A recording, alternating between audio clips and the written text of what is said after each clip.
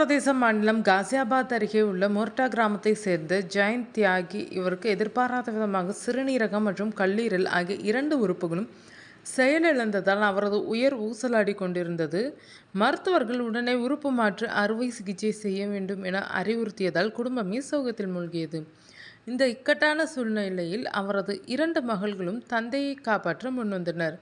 BTech படித்து முடித்துள்ள மூத்த மகள் ரிஷிகா தியாகி தனது ஒரு சிறுநீரகத்தையும், பிடெக் 1ஆம் ஆண்டு படிக்கும் இளைய மகள் குஷி தனது கல்லீரலின் ஒரு பகுதியையும் தங்களது தந்தைக்கு தானமாக வழங்க முடிவு செய்தனர். இதில் நெகிழ்ச்சியான விஷயம் என்னவென்றால், மூத்த மகள் ரிஷிகாவிற்கு இன்னும் சில மாதங்களில் திருமணம் நடக்கவிருந்தது. இருந்தபோதிலும் அவர் தந்தையின் உயிரை காப்பதே முக்கியம் என உறுதியாக நின்றார். இந்த முடிவிற்கு அவரது வருங்கால கணவர் முழு ஆதரவு அளித்து அவரை ஊக்கப்படுத்தினார். இதனைத் தொடர்ந்து நொய்டாவில் உள்ள ஒரு தனியார் மருத்துவமனையில் மருத்துவர்கள் மிகவும் சவாலான மற்றும் சிக்கலான அறுவை சிகிச்சையை மேற்கொண்டு இந்த உறுப்பு மாற்று சிகிச்சையை வெற்றிகரமாக முடித்தனர்.